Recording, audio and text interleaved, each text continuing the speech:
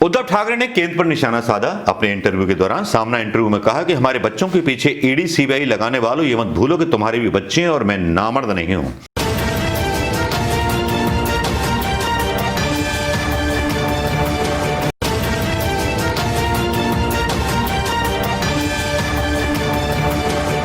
दोस्तों नमस्कार, मैं मनोज कुमार शर्मा एक बार फिर आपके बीच में उस कमेंट्री को लेकर के जो कमेंट्री राजनीति में चल रही है उस राजनीति की कमेंट्री को लेकर के आपके बीच लेके आना चाहूंगा, जिस कमेंट्री को महाराष्ट्र में मोदी मीडिया के द्वारा पता नहीं किस किस तरह दिखाया जा रहा है। लेकिन वैसे में शिकायत दूर करना चाहूंगा कंगना रनावत के उन समर्थकों की जो बोलते हैं मैं उनके बारे में खबरें नहीं दिखाता। कंगना रनावत ने जो केस किया था हाई कोर्ट में वो जीत गई है, उनका जो है बीएमसी को मुआवजा देना पड़ेगा। लेकिन इस बीच यहां बड़ा खुलासा हो जाता है। यहां बड़ा खुलासा क्या, बड़ा चैलेंज हो जाता है। यहां मर्द और नामर्द की बात आ जाती है और मर्द और नामर्द की बात जब आ जाए ना तो बड़ी बड़ी कहानियां खुल जाती हैं। और जब ये कहानियां खुल जाती हैं तो इन कहानियों के बारे में हमें तो बोलना पड़ता है ना यार, बताना पड़ता है कि कौन मर्द है और कौन नामर्द है। यह एक ऐसी न्यूज है जो मैं आपके बीच ड्रामेटिक अंदाज में पेश करना चाहूंगा, क्योंकि इस रिपोर्ट को, सामना के इंटरव्यू को, उद्धव ठाकरे के इंटरव्यू को जो संजय राउत ने लिया, इसके बारे में पूरे गोदी मीडिया ने गायब कर दिया। किसान आंदोलन के झगड़े में जानबूझकर उलझाया गया, फुसलाया गया, निपटाया गया, सारी खबरों को दबाया गया। अब ये खबरें दब जाती हैं तो दब जाती हैं, लेकिन हम जैसे पागल लोग भी बैठे हैं जिनको मस्खरा कहा जाता है, जिनको पता नहीं भक्तों के द्वारा क्या क्या कहा जाता है, हमें मंजूर है उनकी हर बात, लेकिन यहां खोलना नहीं छोड़ेंगे मोदी जी की औकात और भाजपा की औकात। क्योंकि अगर औकात याद ना दिलाएं तो फिर औकात बहुत पीछे रह जाएगी और औकात को याद दिलाना बहुत जरूरी है, क्योंकि हम हैं वो हिंदुस्तानी जिन्होंने अंग्रेजों की औकात याद दिला करके, उनके पिछवाड़े पर लात मार करके उनको इस देश से विदा कर दिया था। चलिए दोस्तों, आते हैं सामना के उस इंटरव्यू के बारे में जिसके बारे में उद्धव ठाकरे ने यह कहा मैं शांत हूं, गंभीर हूं, तो इसका मतलब मैं नामर्द हूं नहीं हूं। क्यों कहा, किस लिए कहा, ऐसी क्या बात आ गई जो उनको कहना पड़ा सामना के अपने इंटरव्यू में संजय राउत के साथ। जबकि उद्धव ठाकरे बड़ी शांत प्रवृत्ति के माने जाते हैं, रिएक्शन नहीं देते हैं। कंगना रनावत उनको तू तड़ाक बोलती रही, अर्णब गोस्वामी उनको तू तड़ाक बोलते रहे, वो एक सज्जन व्यक्ति की तरह सारी बात सुनते रहे। भले ही गोदी मीडिया उनको बदनाम करती रही हो कि छज्जा तोड़वाने में शिवसेना का हाथ है, जबकि बीएमसी में किसका राज है गूगल करके देख लीजिए। बीएमसी में किसकी चलती है गूगल करके देख लीजिए, ये आपको पता चल जाएगा दोस्तों। लेकिन अब जो सामना का लेख था उसके बारे में मैं बात आपसे करना चाहूंगा। उद्धव ठाकरे ने केंद्र पर निशाना साधा। अपने इंटरव्यू के दौरान सामना इंटरव्यू में कहा कि हमारे बच्चों के पीछे ईडी सीबीआई लगाने वालों ये मत भूलो कि तुम्हारे भी बच्चे हैं और मैं नामर्द नहीं हूं। शिवसेना प्रमुख और महाराष्ट्र के मुख्यमंत्री उद्धव ठाकरे ने राज्य में ईडी, एनसीबी, सीबीआई की कार्रवाई पर कहा कि फिलहाल सिर्फ हाथ धो रहा हूं, हावी होंगे तो मैं हाथ धोकर के पीछे पड़ जाऊंगा। कुछ लोगों के दिमाग में विकार आ गया है, इसका उपचार करना होगा। मराठी मानुस को गाड़ कर उस पर कोई नाच नहीं सकता। इंदिरा गांधी जैसा लग रहा है यार ये डायलॉग तो। ठाकरे पार्टी के प्रमुख मुख्य पत्र सामना के कार्यकारी संपादक संजय राउत को दिए इंटरव्यू में ये बातें कही। इस दौरान उन्होंने केंद्र की मोदी सरकार पर निशाना साधते हुए कहा और सवा घंटे बात की उन्होंने इस इंटरव्यू में। वो सवा घंटे हम कुछ 10 या 15 मिनटों में समेट देंगे या 9 मिनटों में समेट देंगे। सीएम ने इंटरव्यू में कहा कि सरकार आज गिराएंगे, कल गिराएंगे, इस दौरान ऐसा बोलने वालों के दांत गिर जाएंगे।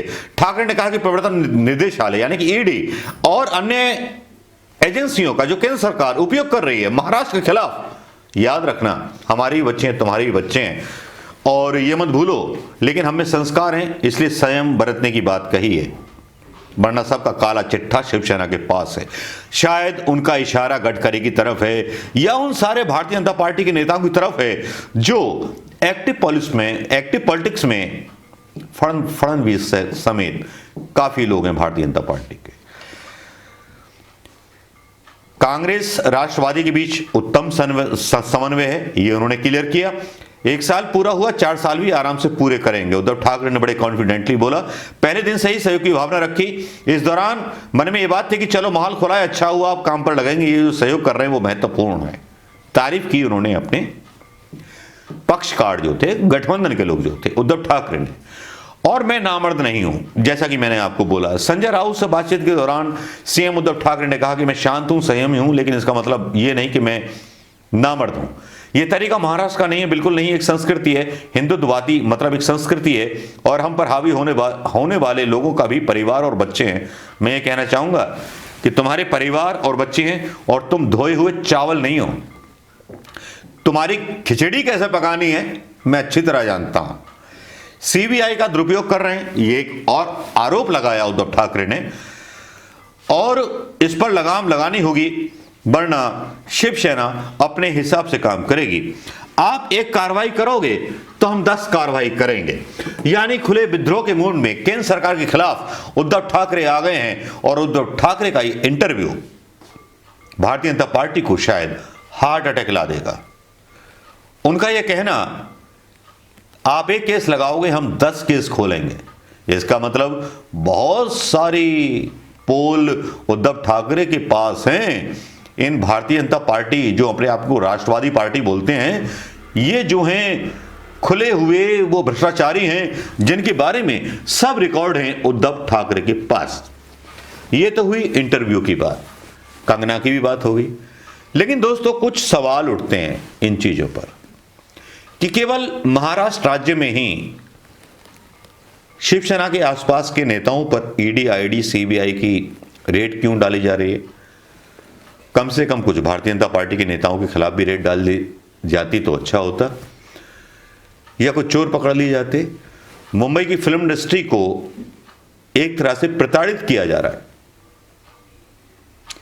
प्रधानमंत्री मोदी जी ने जिस तरह से अपनी पॉलिटिक्स की है, या तो आरोप हैं, मेरे आरोप नहीं, आरोप हैं जो सोशल मीडिया पे चलते रहते हैं, या तो ईवीएम से चुनाव जीतेंगे या पैसे से चुनाव जीतेंगे।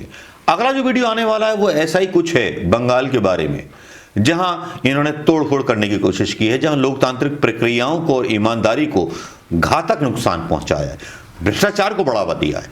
अगर आप विधायकों को, एमएलओ को और नेताओं को खरीदोगे तो इससे भ्रष्टाचार ही बढ़ेगा ना। क्या काम हो सकता है? भ्रष्टाचार ही हो सकता है। तो बस उसी जुगत में है भारतीय जनता पार्टी की ईडी डलवाओ, और ये भी इनके एक नीतीश हैं सांसद, वो बोल रहे थे कि 40% जो नेता हैं शिवसेना के वो करप्ट हैं, और एक संजय राउत नाम का लल्लू राम है कांग्रेस का ही, वो पता नहीं कौन सा डिपार्टमेंट संभाले हुए हैं कांग्रेस, उसको झेल कैसे रही है। निकाल देना चाहिए इस आदमी को, जो अध्यक्ष रहते हुए कांग्रेस को सही जीत नहीं दिलवा पाया। ऐसे नेता कांग्रेस का बेड़ा गर्क कर रहे हैं, और जो बेड़ा गर्क करने वाले कांग्रेस के नेता हैं, इनको कांग्रेस से निकाल दिया जाना चाहिए। दोस्तों, कैसा लगा ये वीडियो? पसंद आया हो तो जरूर शेयर कीजिएगा। नमस्कार, जय हिंद।